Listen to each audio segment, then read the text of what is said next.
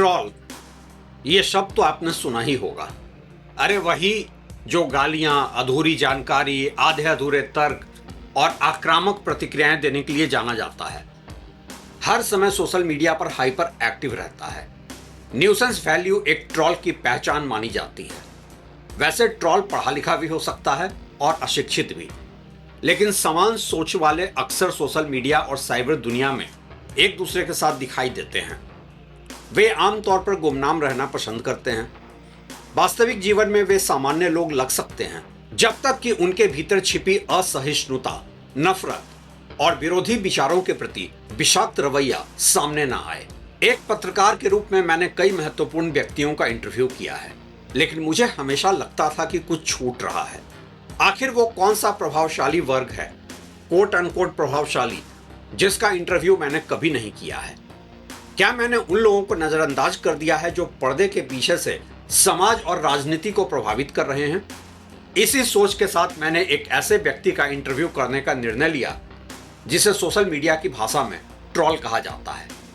मैं लेकर आया हूं आपके लिए एक राइट विंग ट्रॉल, दक्षिणपंथी ट्रॉल का इंटरव्यू, जो खुद को नेशनलिस्ट और दूसरों को एंटी नेशनल कहने के लिए जाना जाता है।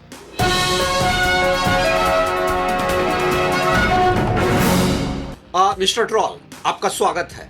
मुझे खुशी है कि आपने अपनी गुमनाम पहचान से बाहर आकर यह इंटरव्यू देने का साहस दिखाया। सोशल मीडिया पर साहस दिखाना एक बात है, यहां फेसलेस बहादुरी चल सकती है, लेकिन रियल वर्ल्ड में पब्लिक के सामने अपनी बात रखना अलग बात है। इस इंटरव्यू के लिए शुक्रिया। धन्यवाद। इसका श्रेय आपको जाता है। आपने बार बार हमसे अनुरोध किया कि मैं कैमरे पर आकर इंटरव्यू दूं।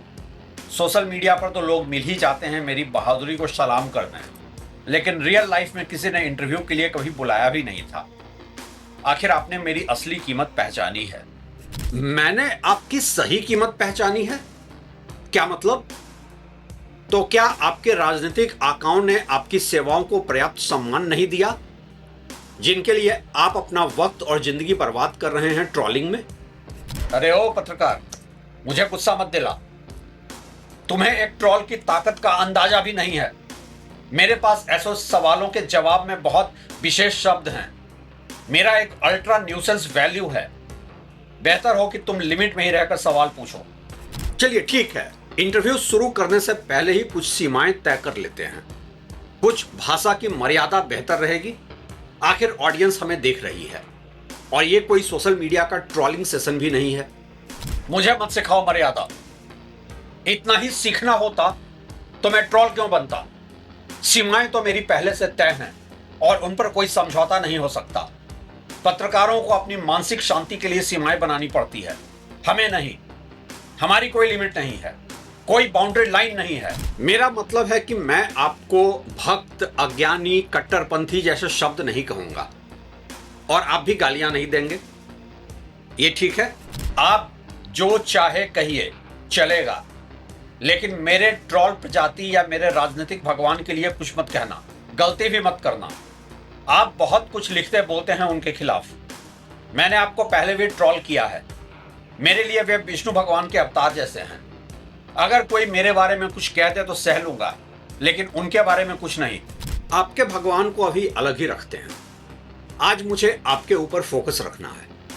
वैसे आपके खुद के परिवार में और कौन है जो बेरोजगार भी है और अंधभक्त भी? मेरा एक भाई है, मेरे जैसा भी और बहुत अलग भी। और वो क्या करता है? क्या वो भी राइट विंग ट्रोल है? बेचारा लेफ्ट विंग ट्रोल है। मैंने उसे कई बार कहा मेरे साथ आ जाओ, मेरी विचारधारा का सही टाइम चल रहा है, लेकिन उसकी उच्च शिक्षा ने उसका राष्ट्रवाद खत्म कर दिया। भेजना ही नहीं चाहिए ऐसे यूनिवर्सिटीज में लोगों को जहां एंटी नेशनल रहते हैं। अच्छा, तो आपकी समस्या शिक्षा से है। वैसे क्या आपको दिन रात ऐसे ट्रोलिंग के लिए पैसे भी मिलते हैं? हाँ, कभी कभी चाय पानी पकौड़े भर के पैसे मिल जाते हैं नेताजी के यहाँ, लेकिन पैसे से ज्यादा यह मेरी राष्ट्र सेवा है। वैसे हमारे बीच कई ऐसे लोग भी हैं जो बिना पैसे के भी पूरी निष्ठा से काम करते हैं। आतंकवादियों से ज्यादा मोटिवेशन है हमारे कौम में। और इतने टेररिस्ट मोटिवेशन वाली जिंदगी में जब आपके नेता की आलोचना होती है तो आप क्या करते हैं? आपको क्या लगता है कि हम छोड़ देते हैं? हम 24 घंटे सक्रिय रहते हैं। आप उनकी नीतियों की आलोचना करके तो देखिए। मैं इंश्योर करूंगा कि आपको अपमान और गालियों का सामना करना पड़े, और वो भी पब्लिकली, सोशल मीडिया पर ही। ऐसी ऐसी गाली की शरीफ तो क्या कोई कमीना भी शर्मा जाए। आप तर्क और तथ्यों से जवाब क्यों नहीं देते? इतना समय किसके पास है? हम आधा सुनते हैं, चौथाई समझते हैं और 2 गुना 4 गुना ज्यादा जवाब देते हैं। यही हमारा ट्रेडमार्क एक्सपर्टीज है। ज्यादातर लोग तो 1-2 तीखी टिप्पणियों के बाद चुप हो जाते हैं, लेकिन कभी कभी हमें गाली देकर चुप कराना ही पड़ता है ऐसे लोगों को। और आप जैसे ट्रोल की पहचान कैसे की जाए ताकि लोग पहले से ही बचकर रहें? क्यों बेकार में मुंह लगे? बस हमारी लक्ष्मण रेखा पार करके देखिए, फिर आपको पता चल जाएगा। साइबर दुनिया में हम हर जगह मौजूद हैं। हम आभासी दुनिया के ब्रह्मांड हैं। क्या ये असहिष्णुता नहीं है? आखिर हर किसी को अपनी बात रखने का पूरा हक है। असहिष्णुता कैसी? हम अति राष्ट्रवादी हैं, अल्ट्रा नेशनलिस्ट, इन देशद्रोहियों को बोलने ही क्यों दें? और हां, आप भी सावधान रहिए, अब आप मेरी लक्ष्मण रेखा के करीब पहुंच रहे हैं। कानून हाथ में लेने का अधिकार आपको किसने दिया है? हमारे हिसाब से मौजूदा संविधान और कानून ही गलत है। हम ऐसे किसी कानून को नहीं मानते जो हमारे राष्ट्रवाद की परिभाषा के खिलाफ जाए। हम मॉब लिंचिंग में विश्वास रखते हैं। हम ही कानून हैं और हम ही सिस्टम हैं। और क्या आपके पास कोई वैकल्पिक मॉडल है जो हमारे संविधान से, हमारे कानून से बेहतर हो? हमारे वैचारिक थिंक टैंक हैं, वही हमें ट्रेन करते हैं और हमारी सोच तैयार करते हैं। वो डिफाइन करते हैं कि क्या गलत है और क्या सही, ना कि आपका कानून और संविधान। क्या आपको बाकायदा ऐसी गाली गलौज वाली ट्रोलिंग की ट्रेनिंग दी जाती है? हाँ, लेकिन वो गोपनीय है। अगर आप पत्रकारिता छोड़ दें तो मैं आपको भी एक बेहतरीन ट्रोल बना सकता हूं। नहीं, मैं पत्रकारिता में ही खुश हूं। कोई बात नहीं, मीडिया में भी हमारे समर्थकों की कमी नहीं है। कई पत्रकार अब समाचार नहीं बल्कि अपने राजनीतिक आकाओं की भक्ति का प्रचार करते हैं। उन्हें व्हाट्सएप पर एडवाइजरी भेज दी जाती है। मेरे ख्याल से आप गोदी मीडिया की बात कर रहे हैं।